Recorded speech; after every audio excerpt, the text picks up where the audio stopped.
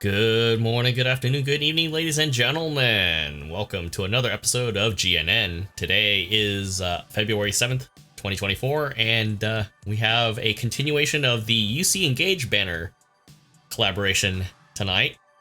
So without further ado, before we get into the details of our brand new mobile suit, let's go over some news.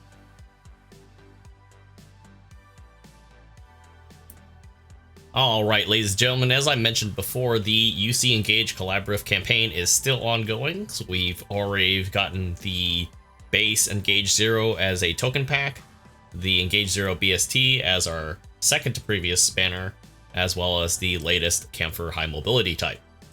So before we get into the details of that, for anybody that's logging into GBO2 console right now, you get a free GBO4 Gerbera Gundam at level 1 and the Gelgoog Marine Commander type at level 1 as well. So to celebrate the whole Stardust Memory collaborative sequence that they have going on with UC Engage, so it's pretty cool. If you already own this, you've obviously get some free recycle tickets in as a result, and maybe some tuning if you haven't done it already. But as sort of unveiled and pulled out of the hat, the cat is out of the bag, as the Musika, a special kind of mobile suit, which we'll get into shortly because I don't even remember the actual model number for this. But this is a special suit, 3-star suit that we'll get into shortly. But that is tonight's banner suit. And I'm struggling to type details here, but on top of that, not only do we get a brand new suit, we also have a boosted supply drop for that as well, so that's pretty neat. But in addition to the promotion that we have going on, we have a limited supply drop notice for the Gundam Mark IV and the Zaku 4, both level 2 now being available, kind of like a reissue. So if you don't have the 600 for either, this is your chance to own that. We do get access to the 650 if we're lucky with our drops, as well as some of the weapons, which actually brings me to the question, is it any good? With how 650 is already, you already got some nasty suits there. You got the S Gundam as well, being a menace, kind of the sort of top tier raid in that category. And then on top of that, the Mark IV doesn't have maneuver armor, even at its base of 600 at level 1, so it's gonna be hard to kind of imagine if it's gonna be worthwhile to pull, especially with 650, with the amount of stuns that a lot of these suits have, both generals, raids, everything is just, there's just a lot going on, and I don't know if that's even feasible. But if you guys are considering it, I'd like to let you see if somebody knows. Let me know in the comments below what you guys think. Personally, I don't know. But I would say for all intents and purposes, I do feel like it does need it. One could say, like, just like the Tristan, it took forever to get buffs, but that suit in itself still doesn't have maneuver armor, so we'll see. It does have a lot of reach, it does have stealth, so maybe they feel like, and I say they, I mean BB Studios, I believe maybe they feel like it's good enough already. Jumping into the details concerning the recycle ticket counter, as follows. We now have the level 3 cap pull, which now brings it into 650, I believe. Starts as a I-50 base, so there's that. And we also have the 700 bound dock there, as well as the high mobility type version of the Hazel Custom, the Raid, which is 600, is now added to the recycle ticket counter, as well as the level 2 version of the Jesta Cannon, which I believe is 650.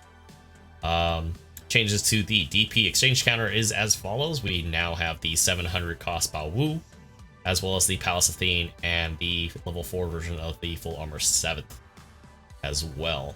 And then it looks like they made some quick adjustments in the situation battle for Nightmare Solomon.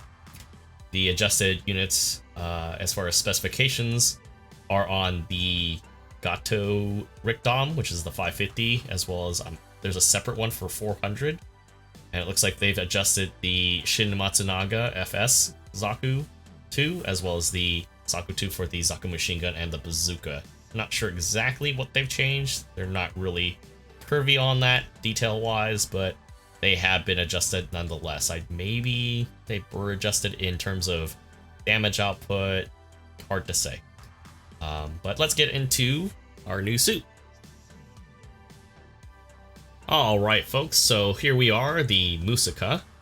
It is designation NRX-044BZ. It shares the same actual model number as the Ashimar, which is funny because it does share a little bit of the frame, but not quite. It's still utilizing a Barzam frame from what I looked up on the wiki. This is supposedly supposed to transform, but in terms of GBO2, it does not. But yeah, they swapped out the drum frame used in the transformation, and it was replaced by the movable frame of the stock Barzam. Was aimed to improve production efficiency using the Barzam as the base and eliminating the original structure. Musika Base is a human-controlled SFS that uses parts from the Ashimar, was designed to detach and dock with the Barzam depending on the situation, but was mainly operated as a type that enhanced the Barzam's bullet resistance and maneuverability. And this is something that you can use in grounded space at the cost of 550, and it's a raid. So, pretty neat. I did get a few sorties with it, quite a few, frustrating, but some of them, well, we'll say a couple of them were good. It is a definite midliner. I know some people draw the conclusion that it's very similar to, say, the Gerbera Tetra or some of the other midlining suits that might be current at 550, which includes maybe even the G3 for that matter. But the difference being this one actually has a heavy stun, a heavy stagger when you charge it. So this has a little more utility when it's not able to close into the distance there. Now, if you're pulling for the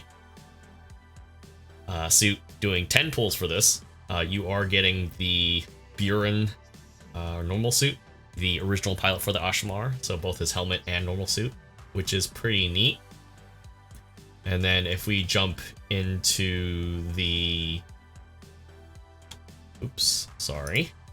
we jump into the boosted supply drop, the multiple step, we do have a 10 pull discount at half off, and then 3 more steps after that to guarantee you the suit. Now, of course, this is probably worthwhile if you're trying to stock up on some tuning, because this is a 3-star suit, so can get some of that customization out of the way. So before we get into that, any more of that, let's get into the actual stats of the suit. All right, ladies and gentlemen, here we are with our brand new suit. Now, of course, mine is a little tuned, but let's go down the lines here. So we're looking at 22, 20, and 18 respectively for resistances. Base range power of 33 with a melee strength of 22. We'll say standard walking speed for most suits, although typically we expect the raids to have a little bit faster walking speed, usually about 130, 135. This is running 125. This is maybe, in essence, the kind of tie it into the lore, tie it into the, I guess, game balance, the fact that it does start with a little more range resistances compared to, say, some of the other raids that we've seen in the past. High speed movement is at 220. Good, decent, healthy amount of boost with a turning speed of 66, which is, I guess you could say, par for the course. Because of the extra bulk, you would think it might need to turn a little bit faster, but hard to say. Jumping into the beam rifle that it has, it's a specialized version of the Ashimar beam rifle. Base power of 2100, 80% heat, effective range of 350 meters, 5-second cooldown time between shots, 18-second overheat timer, and a 5-second focus for its heavy stagger. Normal shots will suppress, and the heat rate goes down fairly quickly, so it does allow you to kind of follow up with some of its other ranged weapons, which we'll get into shortly, because the saber actually slaps pretty hard here. Most of the generals are looking at 22, but in this case, we're looking at 24, which I believe is also par for the course. Some of the raid suits tend to have like 2500, maybe 26 if they're feeling generous. 2400 seems pretty good. The saber animation is very much the Gerbera Tetra, where it is a outward swing if you go neutral. Typical saber swings off to the side, and then the downswing is the, Gerbera Tetra thrust there, which does quite a bit of damage considering even though this is a predominantly ranged raid, it still hits hard. I've seen it. Jumping into the sub-weapon category, we do have the Vulcan Pod system synonymous with the Barzam chassis, base of 120, 60 rounds in the magazine, or we'll say Vulcan Pod cartridge casing, whatever you want to call it. Effective range of 175, which is very nice with an 8-second reload time. So this is going to be something that you're going to use quite a bit, especially while trying to keep that maneuver armor up. On top of that, the beam rifle has a sub option in terms of burst firing. I believe it's a 2 or 3 shot burst of base power of 650, the heat rate of 14%, with the same effective range of 350 meters, and a 15-second overheat time. So this is actually pretty nice, especially if you happen to whiff on your main shot or your hard stagger. You have your Vulcan Pod and burst fire to kind of follow up and do the deed. Going into the shopping list of skills here, we have sort of the usual bit, like shock absorbers. This actually has anti-blast stabilizer, so it definitely does, when the opportunity presents itself, wants to get in there. And it definitely helps out quite a bit.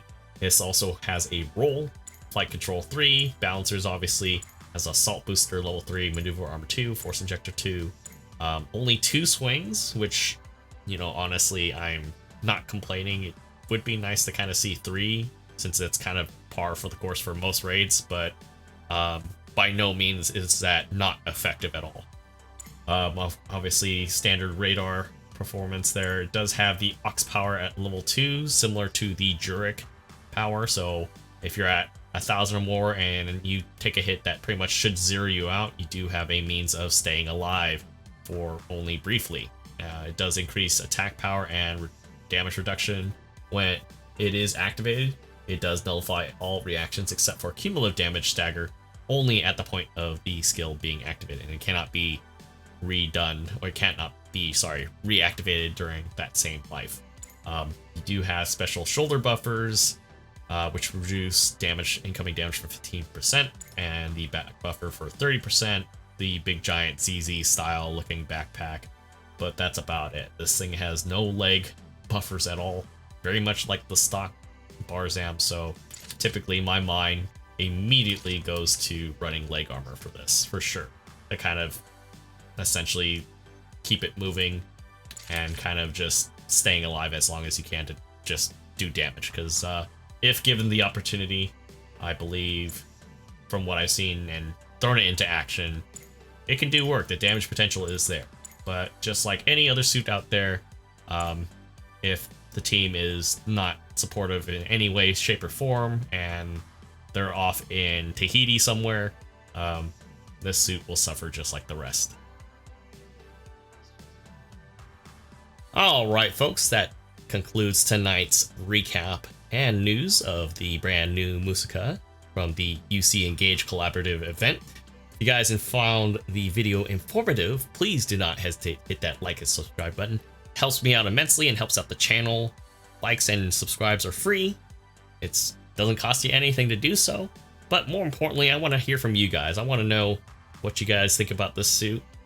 If it's something that worthwhile for you guys pull on, because honestly, with my time with it, and it looks so cool, I thought it was a lot of fun, especially when I'm able to do what I'm supposed to do. And even going against generals, if I do have a team that's proactively backing me up and not, we'll say getting too greedy, it can do work. It can definitely help out the team as well. It's not completely useless. But anyways, I would love to hear what you guys think about it, what you guys feel like running it, or if you ever encounter it. I want to hear all of that. So with that said, that's it for now. I will see you guys all on the next video. Take care.